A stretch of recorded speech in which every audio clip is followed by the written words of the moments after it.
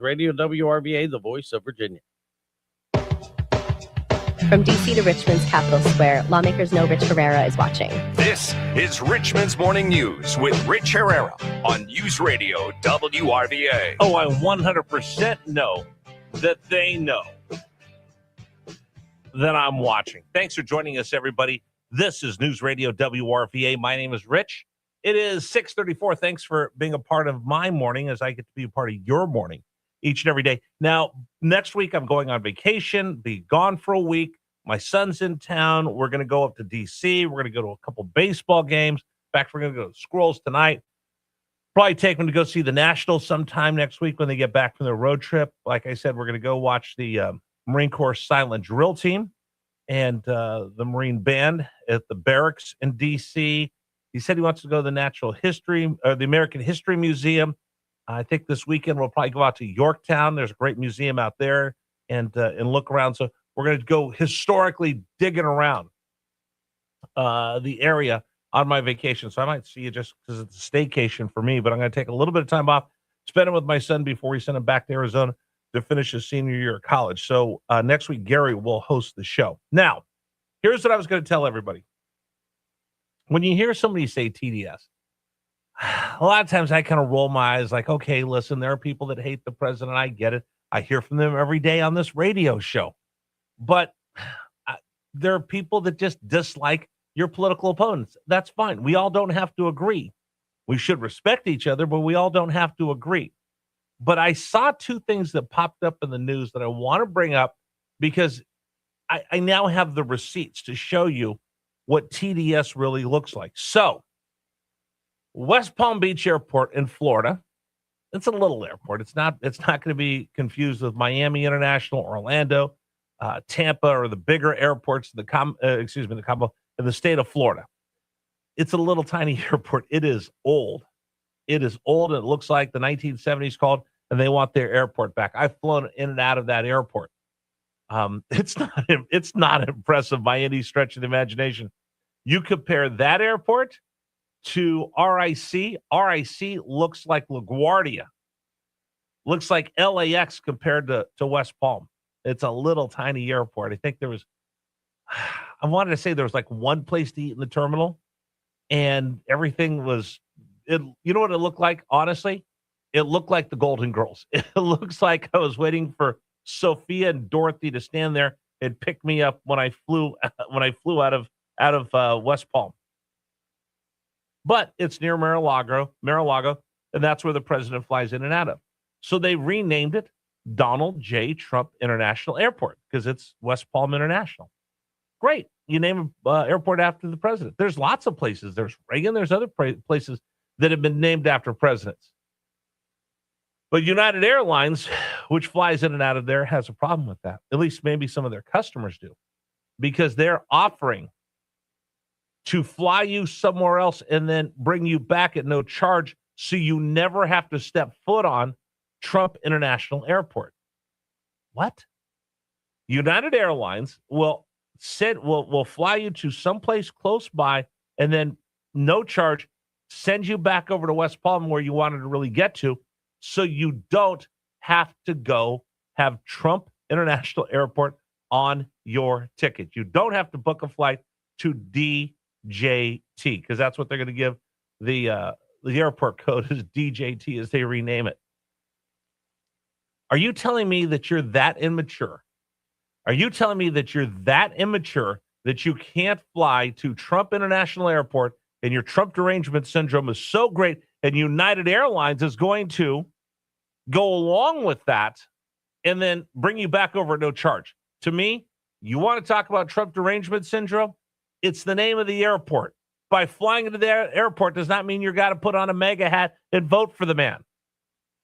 That's Trump derangement syndrome at its finest. Tell me it's not. Tell me it's not.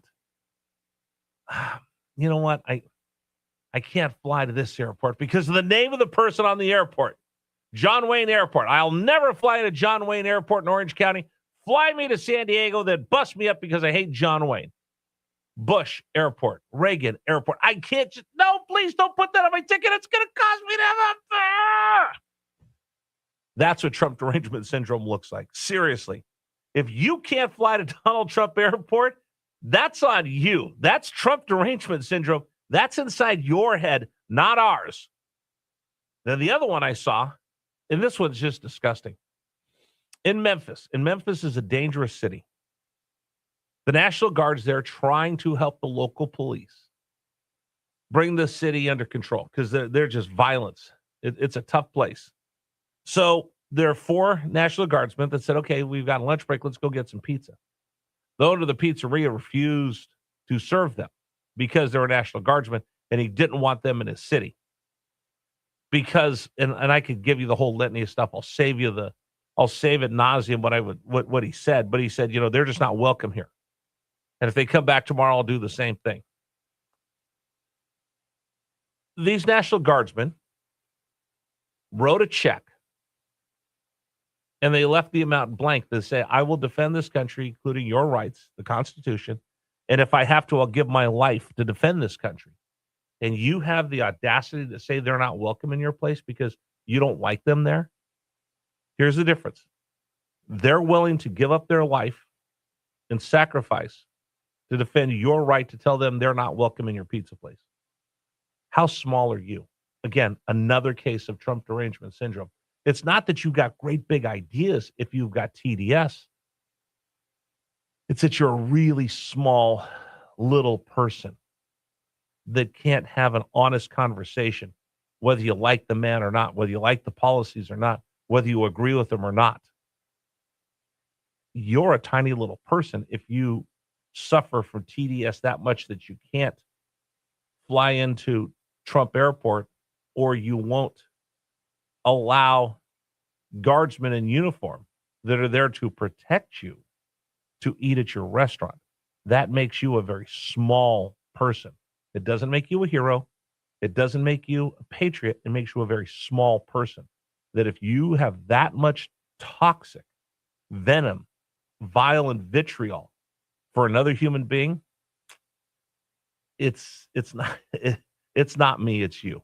You want to comment? Please feel free. 833-804-1140. 833-804-1140. There's plenty of people that I don't like. Try not to hate. I really do. My mom used to say, don't say the word hate. Okay, there's some things I hate. Hate cancer, hate kids getting hurt, hate animal abuse. There's lots of things I can hate. But to tell me that because I disagree with you politically, I got to hate you that much, that's some soul searching I think some people need to have. All right, number for you to join us on the James River Air Text line, 833-804-1140, 833-804-1140. Oh, by the way, the governor spoke out yesterday. I guess it's 6 months. And she kind of went back over what she's looking for and what she's very excited about. Some wins that she claims: $35 cap on out-of-pocket insulin costs, restrictions on pharmacy benefits, benefit managers' drug markups, changes intended to reduce insurance pre-authorization hurdles, new tenant protections, state money to offset the Affordable Care Act premium that are going up because we got rid of the temporary COVID subsidies. Did she not see the poll that came out that said the majority of the state thinks under her direction and stewardship we're going in the wrong direction?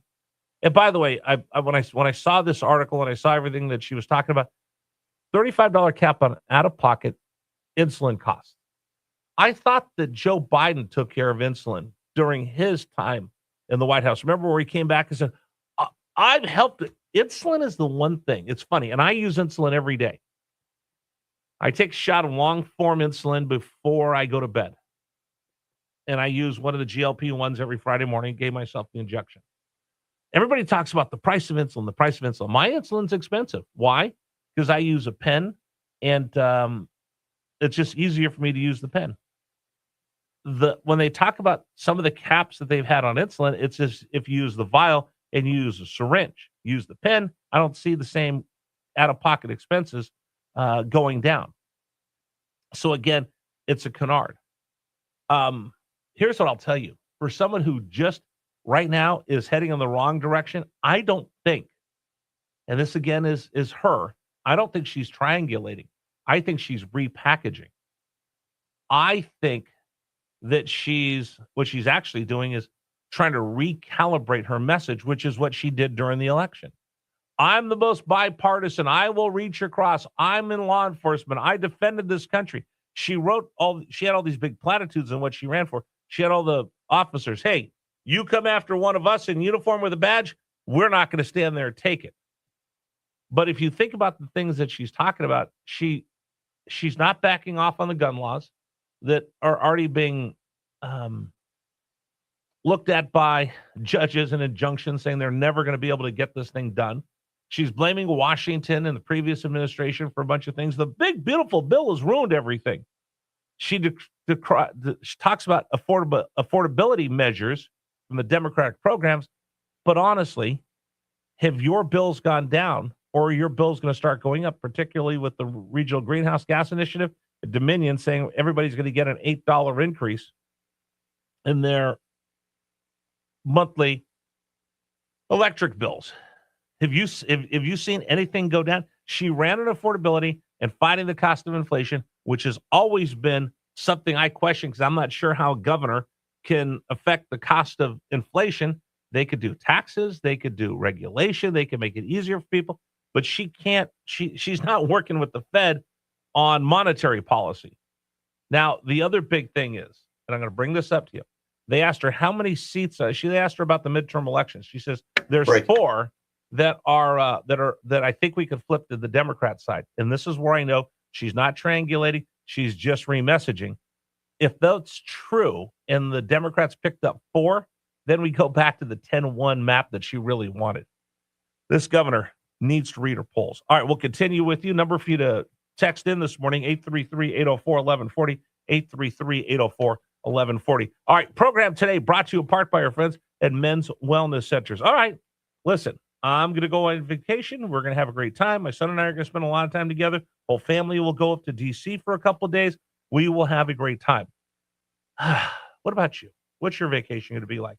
Did your wife ask you, hey, how about just the two of us go away for the week?